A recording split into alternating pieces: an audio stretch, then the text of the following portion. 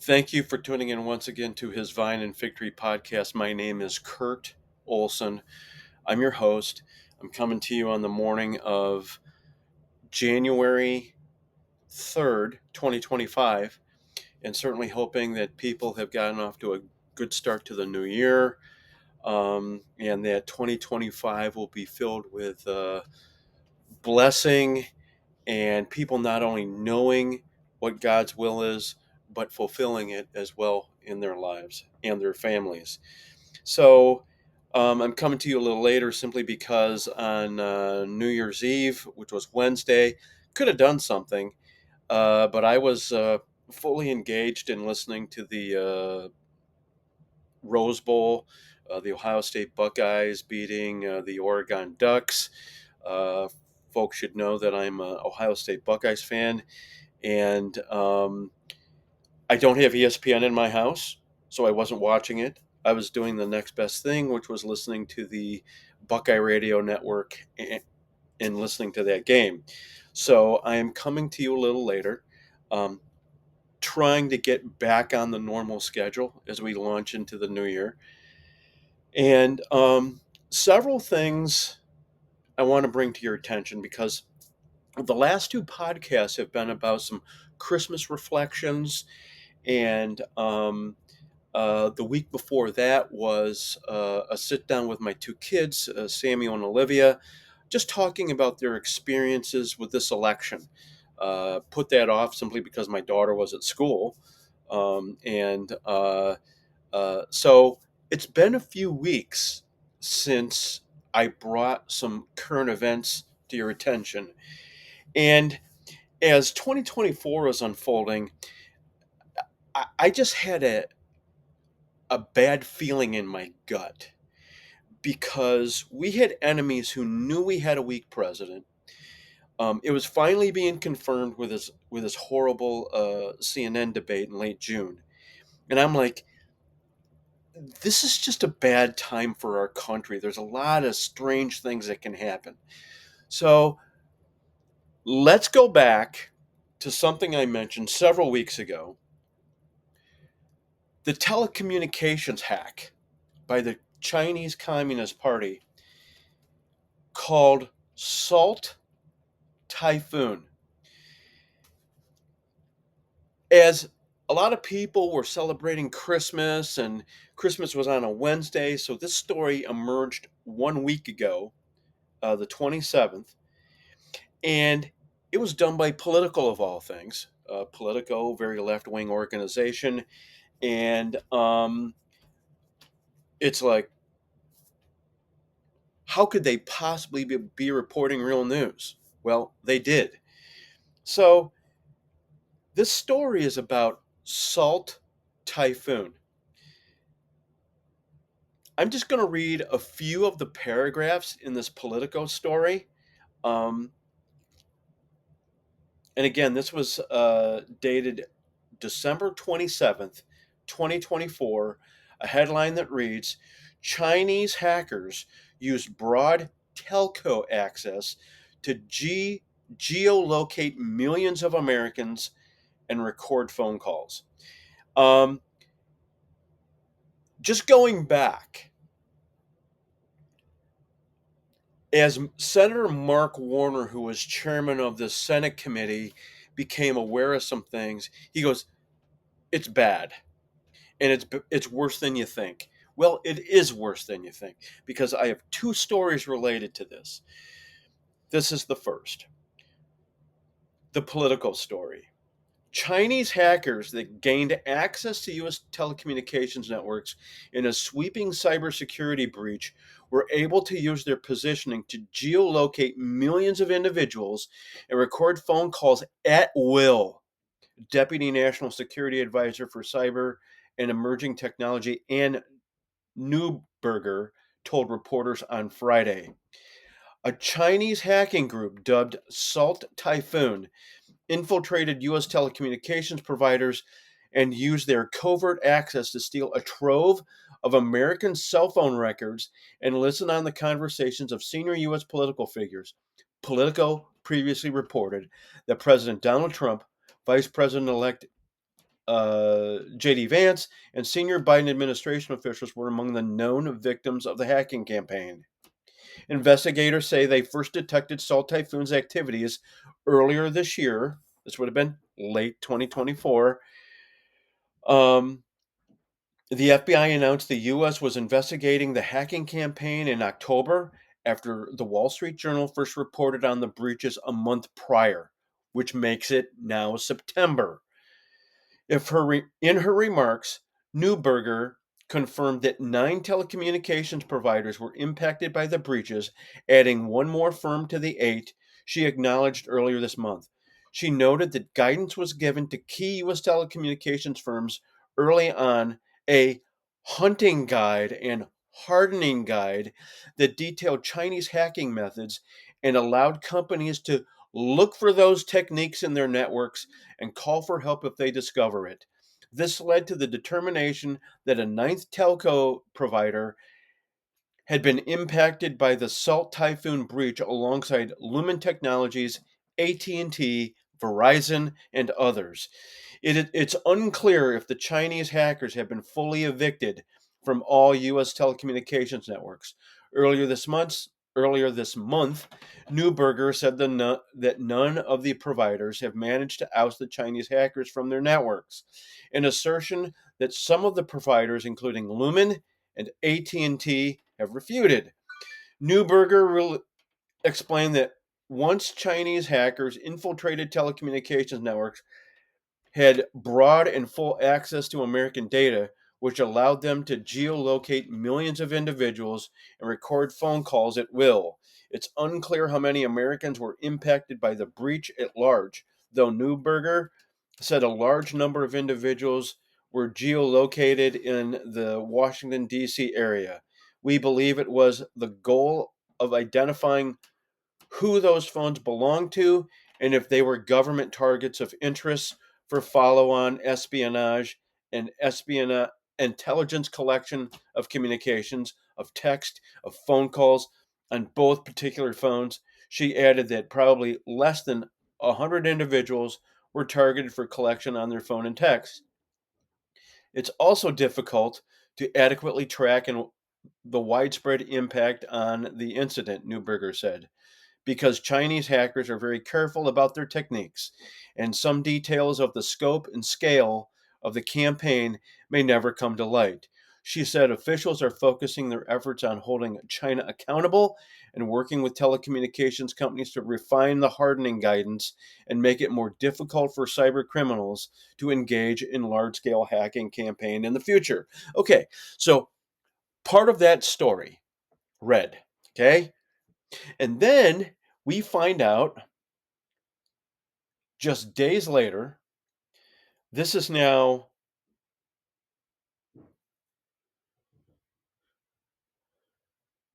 when was this reported? December 30th. 3 days later, we find out that a CCP, Chinese Communist Party, affiliated hacker broke into the U.S. Treasury Department. So not only were they spying on Americans because the poorly named Patriot Act that was passed after 9/11 gave the government access to hack into Americans' email, text, phones, you name it. China used that against us, and there's this CCP affiliated hacker that broke into the Treasury Department in a major incident, scary quotes intended. So, not only do we have that, but we have just a broad Chinese effort here to go after Americans. And this is the kind of thing that was just a feeling in my gut as the world knew we had a weak president, and it was a time that was very precarious for our country. And that launches us to New Year's Eve. Don't have to go into the details here. I think a lot of people are familiar with them.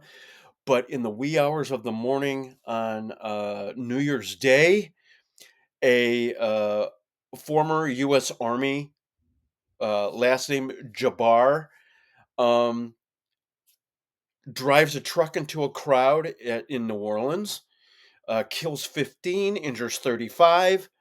He engages in a gunfight with police. He's killed. And then we have the incident in Las Vegas. A lot of things are happening here.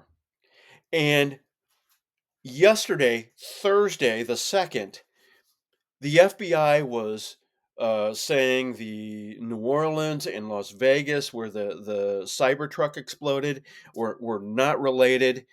And all of a sudden, we have a situation where um, I don't trust the FBI, and I don't think others should. People can judge that on their own. But we have the FBI, we have the intelligence community, we have the Department of Homeland Security, and the Department of Justice, all of whom have lousy reputations just on the migrant crisis alone. And we're now supposed to believe what they're doing.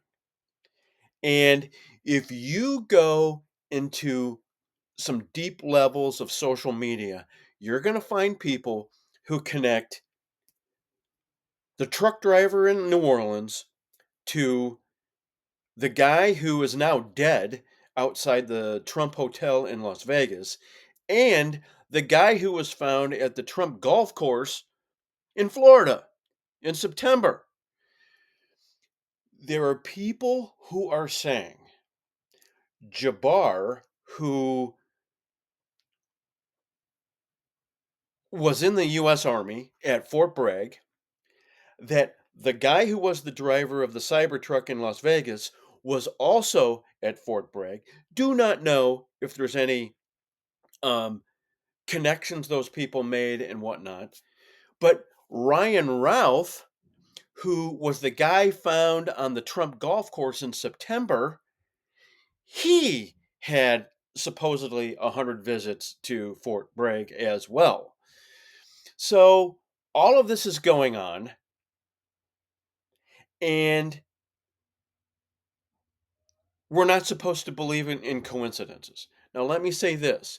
If you're going to draw this line out to the guy from Houston, the guy in Las Vegas, and Ryan Routh, you need very overwhelming and compelling evidence to suggest there's some kind of connection there. I haven't seen it. There are people that are making it. I'm not willing to go there yet.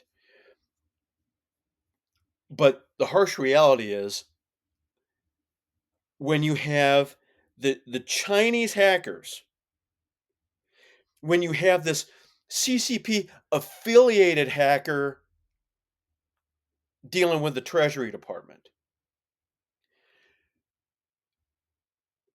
and now these incidents on New Year's Day,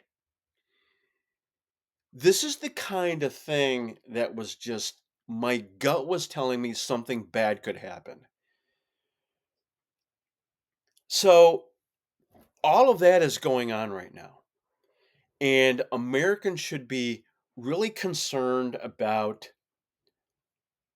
the forthrightness of the Justice Department and the FBI in telling us exactly what's going on. Um, they haven't been exactly known for their candor and honesty in recent years. And this is also a case of misplaced priorities because as the Justice Department was focused on white supremacist domestic terrorists, they take their eyes off the ball that is the obvious bad guys around the world, terror groups that could very easily be gaining a whole lot more traction than we're willing to give them credit for. So that's going on. And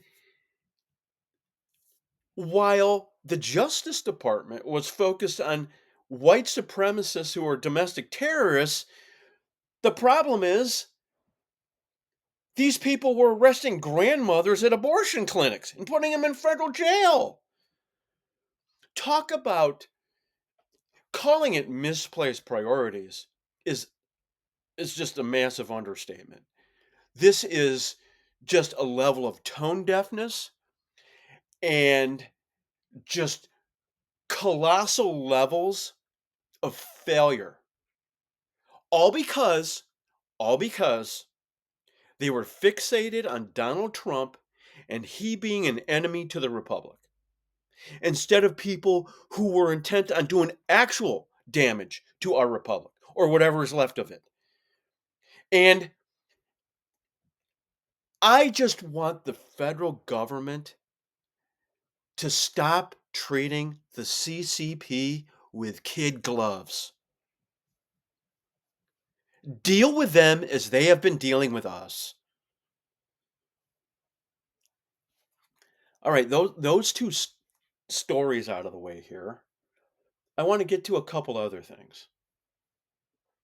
Jimmy Carter. Let me make this observation right off the bat here. Do not ever suggest that God doesn't have a sense of humor, because he does. So in the waning days of the Biden administration, which has been epically bad, Jimmy Carter, the longest living US president at the age of 100, died. And certainly uh, don't wish ill will to his family at all.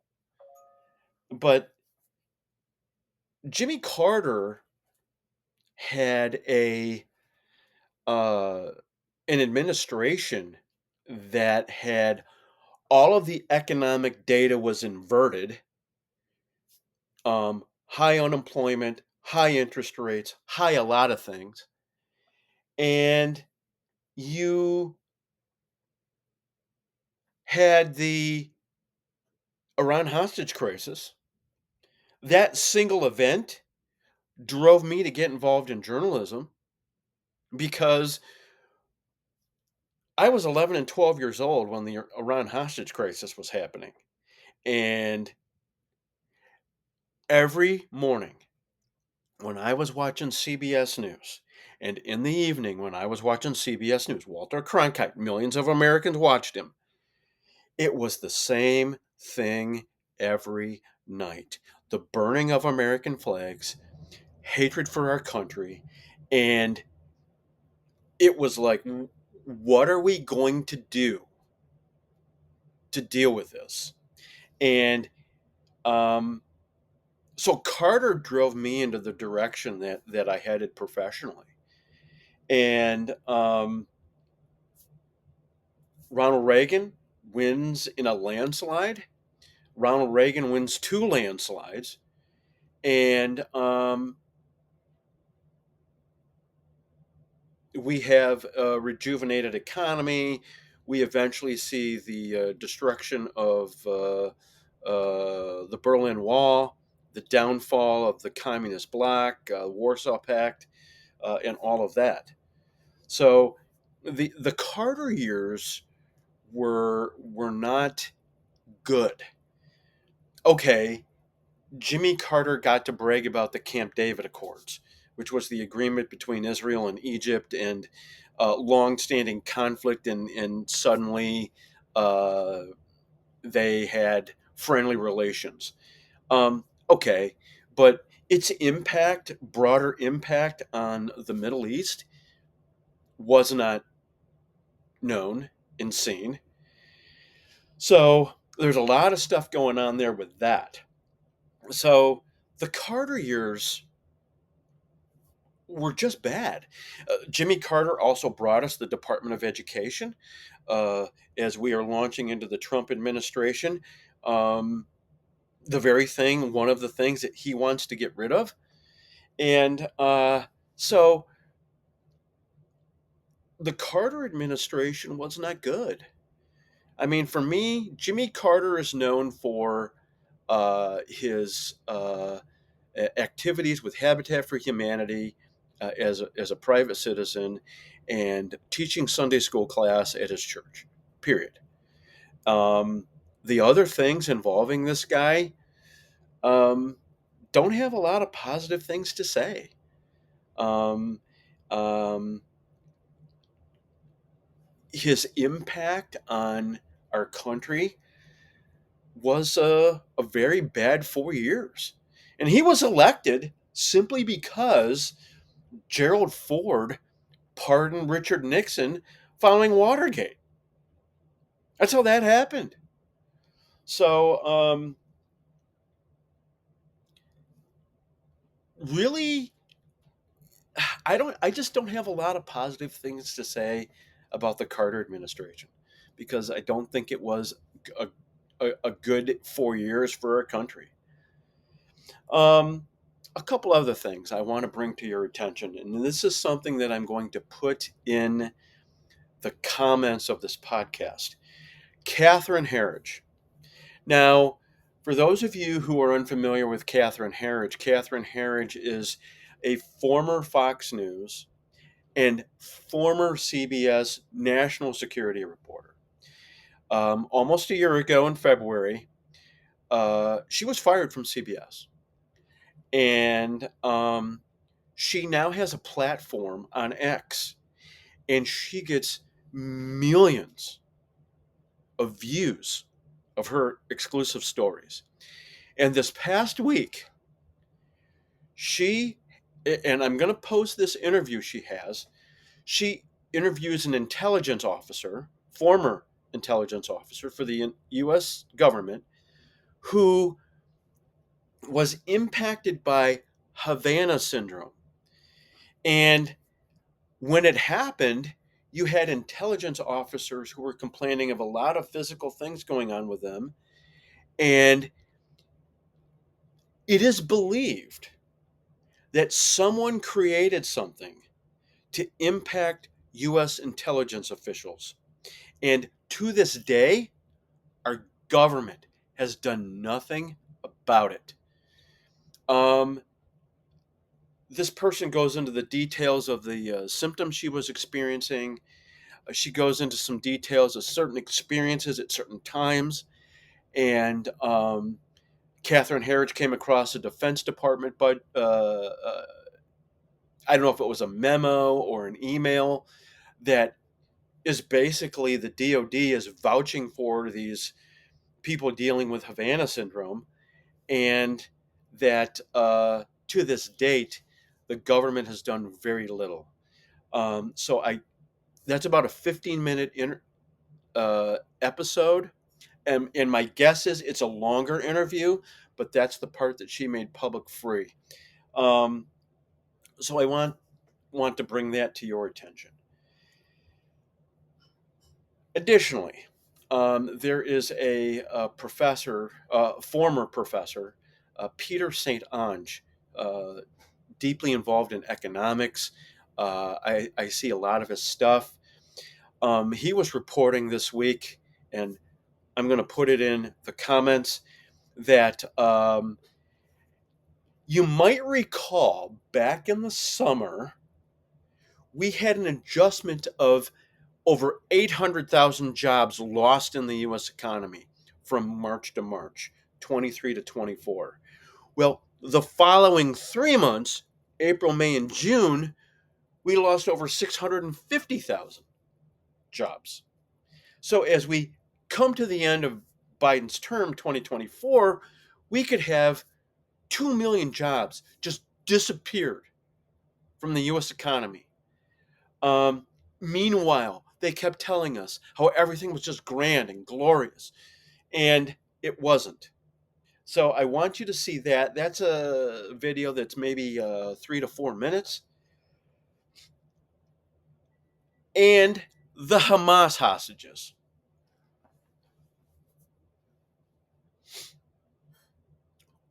When Donald Trump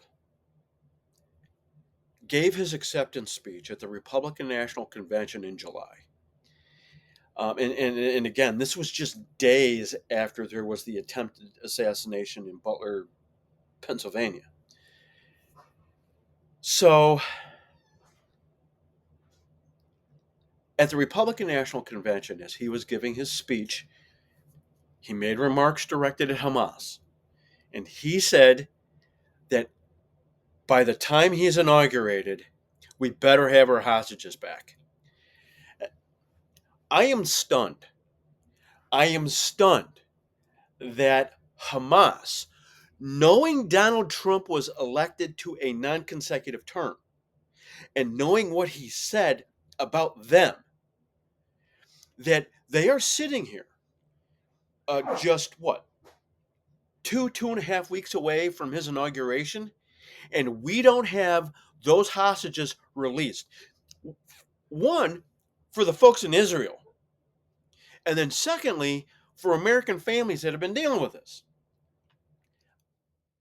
I'm truly stunned because we've had various moments when supposedly a deal was supposed to be completed and it hasn't been done and hasn't been done and hasn't been done. And again, people are going to Qatar and there's these talks and supposedly something's going to happen. I'm giving you a prediction. Sometime early in the Trump administration, perhaps he might wait until his Secretary of Defense is confirmed. I'm willing to bet there is military action against Hamas and potentially even Iran. I do not want a war, but Trump is going to make a statement that is bold, that is clear, and that is undeniable. I believe that's going to happen. And when you couple that with what the Chinese have been doing in hacking um, telecommunications companies and basically using our Patriot Act, which our government is using against us to basically be their way into spying on Americans and eventually the Treasury Department, wouldn't be surprised for something to even happen there. Don't know what. Is it going to be tariffs and other things? But it's time for someone to get serious about the Chinese government because um, what they have been doing against the United States of America in recent years cannot go without a response.